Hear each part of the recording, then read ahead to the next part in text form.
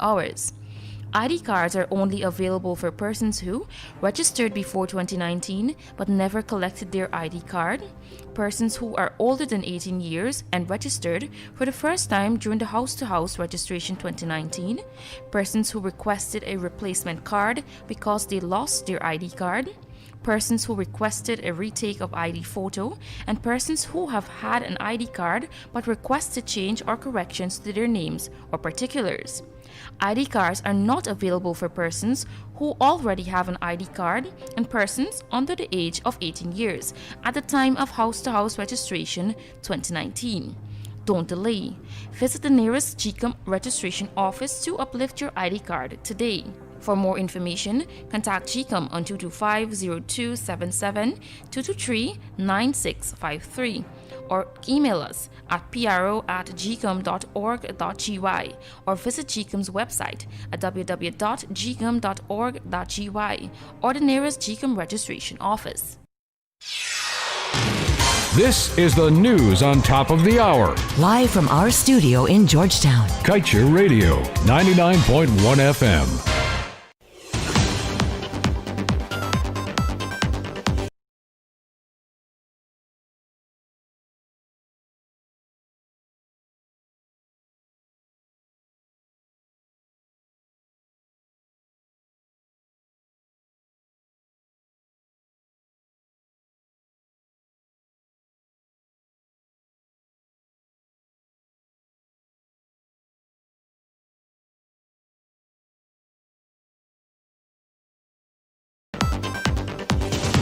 Hello and welcome to your news at noon right here on Kaieteur Radio. I am Kevin Smith. These are the top stories we're tracking. No laws broken, no corruption in Kaieteur and Kanji giveaways, says Jagdeo, and the Guyana is still stuck on audit of $460 million pre-contract cost owed to ExxonMobil. Meanwhile, GGMC company secretary escapes execution attempt. Government to seek out beneficial owners of oil blocks and to close loopholes in LISA permits with safeguards from Payara. Stay tuned to stay informed.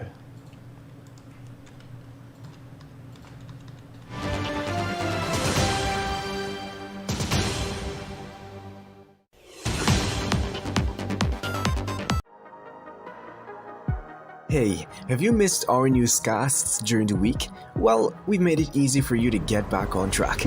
Join us every Sunday at 10 a.m. for the Week in Review. Let's have a rundown of all the stories that took top place last week, shall we? The Week in Review every Sunday at 10 a.m. on Kaieteur Radio.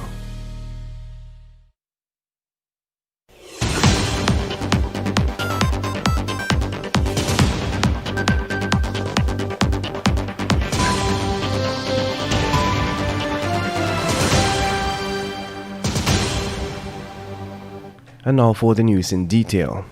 Vice President Dr. Bharat Jagdeo has said that the government intends to peruse briefing reports on the handling of the awards of the Kaieteur and Kanji oil blocks to find any possible evidence of corruption. He posited too that he does not believe any laws were broken, nor is there any evidence of corruption. He was asked whether he would support an independent probe by a competent foreign investor into the awards. However, Jagdeo yesterday refused to commit to having said probe. He said that he would not commit at this stage. Meanwhile, in September 2019, the APNU-AFC regime had awarded a contract to a UK firm called IHS Markit to audit $460 million, which ExxonMobil said it spent prior to 2015 for exploration works offshore Guyana. But since the audit started to ascertain the money Guyana has to repay is inflated, it appears that the nation is still stuck at that stage. In the meantime, billions of dollars more in other costs incurred after 2015, such as those associated with the development of the LISA Phase 1, Phase 2 and Payara, are piling up and awaiting an audit. This is according to Vice President Dr. Bharat Jagdeo. In other news, a company secretary employed with GGMC was on Thursday shot at Broad Street, Montrose, East Coast, Demerara, while on his way home. Nursing gunshot wound to the right hand is 44-year-old Jacques Foster, a father of 1 of First Street, Montrose. According to police, the incident took place at around 19 hours. First, Foster said that upon reaching Montrose, he turned north into Broad Street, where the suspect discharged a round hitting him on the right hand and shattering the glass. Foster said that he pulled out his licensed firearm and discharged 2 rounds at the suspect and drove home. No arrest was made and the investigation is still ongoing. Now we move back to the Vice President Dr. Bharat Jagdeo. He disclosed yesterday that the government will be making efforts to ascertain the beneficial owners of Guyana's resources, with first priority being given to the owners of the nation's oil blocks. Dr. Jagdeo said that the government intends to have a greater understanding of the ownership structure of the companies with the said licenses. He noted that this is important for transparency and for taxation purposes. Jagdeo said that while a number of companies which are operating Guyana's oil blocks are registered in tax havens, the government will ensure it goes after their information to ensure they pay their fair share of taxes. Still on the Vice President, he yesterday announced that the government will endeavor to close loopholes in the Liza Phase 1 and 2 project permits which allow grave environmental infractions at ExxonMobil's operations offshore Guyana. The Vice President made his comment following a landmark ruling of the High Court in October, which brought the 2 Liza environmental permits into conformity with the law. Jagdeo hailed the provisions in the Payara environmental permit as improvements on their predecessors, which were granted by the APNU AFC. The Payara environmental permit is of 24th September 2020 and was issued for 5 years in conformity with the law. It is now 12:06. You are tuned into Kaieteur Radio, 99.1 and 99.5 FM. Coming up after the break on your news at noon, the Vice President says government will soon identify evaluators for oil sale bids. Eccles couple was alive when deadly fire started, says the post-mortem report, and ex-cop extradited to face drug charges in the U.S. Meanwhile, Belgium's 11.5 tons of coke seizure, Atlanticville businessman person of interest and broker arrested. And in your COVID-19 update, 3 new deaths pushes death toll to 134. Mobilisa toddler tests positive. Tropical delight, the flavor tasting right, pure taste and pure delight. Orange apple cranberry, fruit punch mango, yes sir, high in energy. Jumping up every day, and I jumping up every night. I think it's back and it's pure taste, pure delight. Energy to unload, behind a truck down the road, the taste going to explode. Tropical delight, just say. Pure delight. Having a party and don't know where to start? Then contact Afterburner Sound Company for all your table, chairs, tents, and music system rental needs. Contact us today on 326-0391, 644-7829, or 642-6613.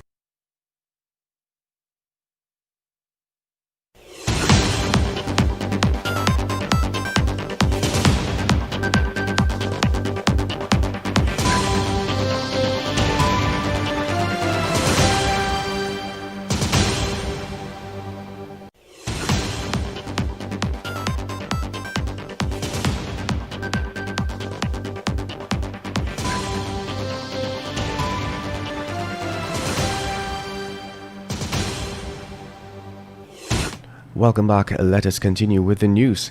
The post-mortem examination of the Eccles couple whose burnt bodies were discovered Tuesday night has found that they were alive when the fire started. Family members identified King by a tattoo on the right leg. However, his spouse Moses was burnt beyond recognition, making identification difficult. King owned a barber shop, while his spouse Moses owned a stationery shop at Diamond. After the fire was put out, police found the bodies of King and Moses lying on a bed in one of the bedrooms on the upper flat of the building. The man was said to be holding Moses in a tight embrace. In a report sent out by the Ghana Police Force, the incident is being labeled as an alleged murder-suicide case.